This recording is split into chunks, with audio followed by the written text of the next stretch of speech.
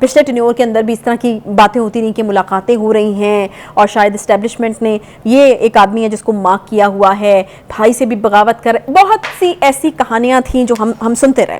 वज़ीर-ए-आज़म साहब ने कहा है जी कि ताने दिए गए कि इस्टेब्लिशमेंट का आदमी हूँ लेकिन मुझे इससे कोई फ़र्क नहीं पड़ता है। सियासी दश्त पर 38 साल गुजर गए, ज़ाती मुफाद के लिए कभी भी सरपरसलानों से मुलाकातें जो हैं वो नहीं की। बुखारी साहब क्या कहेंगे इस पर आप? कहानियां तो यकीनन आपके इल्म में भी है, जितनी बनाई जाती रही हैं शहबाज शरीफ साहब के हवाले से कि ये जी उधर भाई से बगावत कर दी है, नून अलग है और रशीन अलग है और शहबाज शरीफ साहब इस्टेब्लिशमेंट के आदमी हैं, तो हमने भी सुनी थी। पहली बात तो ये कि मैं आपकी महारत की दाद दिए बगैर नहीं रह सकता। आपने पिछले बहुत सारे वाक़यात जो हैं वो कोट कर दिए, लेकिन जो मोहब्बत और रोमांस जो है वो खान साहब और जनरल बाजवा साहब के बीच था, हाँ। उसका तज़किरा मुनासिब नहीं समझा, तो मैं थोड़ा नहीं वो कुछ अगर आप इजाज़त दें मुझे तो मैं उसका तज़किरा कर देता हूँ जी।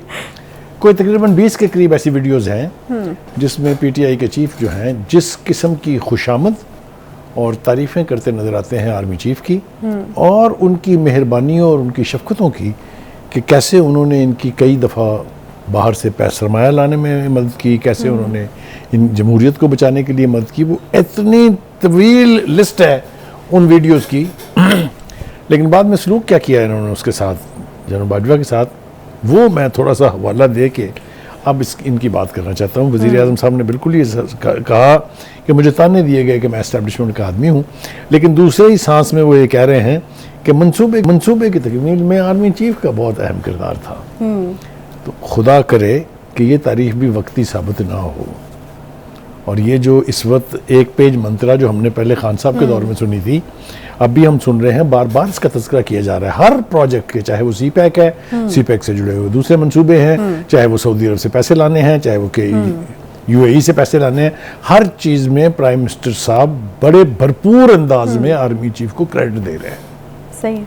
बस मेरी यही ख्वाहिश है इतनी सी कि अल्लाह करे कि ये देर पा साबित हो, ये भी, इसका भी हशर उसी तरह से ना हो। देखें ना बुखारी साहब, एक पेज मंत्रा कोई ताना तो है नहीं। एक पेज मंत्रा अगर होता है तो वो अवाम के मफाद में है, मुल्क के मफाद में है। और अगर उसके एक पेज मंत्रा होने के बाद अगर आप तरक्याती काम करते हैं, मुल्क की मैशत को ऊपर उठाते हैं, तो ये तो मेरे ख्याल में मुल्क के लिए बेहतर बात है। लेकिन ये नहीं हो सकता कि 3 साल तक एक मंत्रा चलाई जाए, फिर उसके बाद उसे एक पेज की ऐसी तैसी की जाए। ये भी नहीं होना चाहिए ना। मैं तो कहता हूँ कि एस्टेब्लिशमेंट और हुकूमत और अवाम, ये 3 पार्ट हैं एक मुल्क के, स्टेक होल्डर मेन, ये मिलके अगर आपस में काम करें तो पाकिस्तान के पास क्या नहीं है, वो कहाँ से कहाँ मुल्क जो है वो जा सकता है।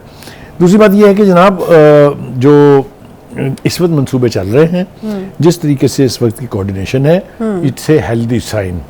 ये कतन कोई बुराई नहीं है इसमें। फौज को साथ लेके, फौज के साथ मिलके, देखें ना कौन सी फील्ड में फौज नहीं है। जो NLC है वो उनके जो ट्रॉलर्स हैं, जो उनका कम्युनिकेशन का, जो ट्रांसपोर्टेशन का निज़ाम है, बहुत अच्छा है।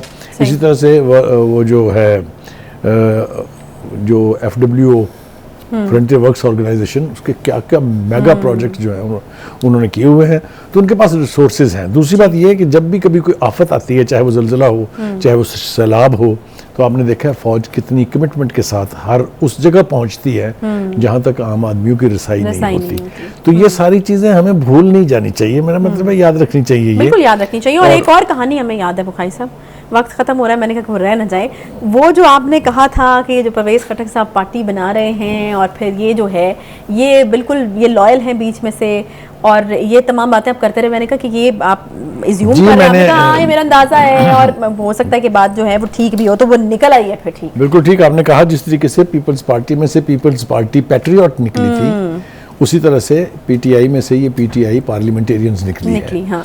और इनका इंतखाबी इत्तेहाद के लिए ऑफर करना PTI को से मेरी उस कहानी का यानी मंतकी अंजाम जो है वो हमारे सामने है। तो PTI और परवेज़ खटक साहब की जो पार्लियामेंटेरियन वाली पार्टी है, ये एक ही है। और ये बनाई गई थी सिर्फ इसलिए कि PTI का मुकम्मल कबाड़ा करने से पहले उसका कुछ हिस्सा बचा लिया जाए, जो कि यकीनी तौर पे बच गया। मतलब KP का वोट बैंक जो है उसको इंटैक्ट रखने की एक कोशिश है, because that was the home base. अब वो रहती है या नहीं रहती है, ये तो आने वाला इलेक्शन बताएगा आपको। इसलिए कि पिछले दौर की तरह से इस वक्त जो है एस्टेब्लिशमेंट उनके साथ नहीं होगी, ये याद रखें। 2018 नहीं है, 2023 है जी। आगे आ जाए जनाब, जावेद लतीफ साहब, ये क्या बात है?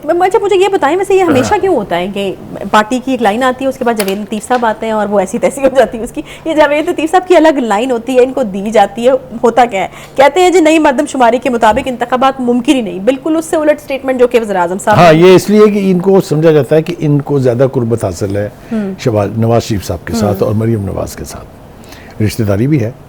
और ये हमेशा एक नई लाइन लेके आते हैं। अगर आपको याद हो, माजी करीब में बहुत सारी चीज़ों के ऊपर उनकी लाइन पार्टी लाइन से बहुत मुख्तलिफ होती थी।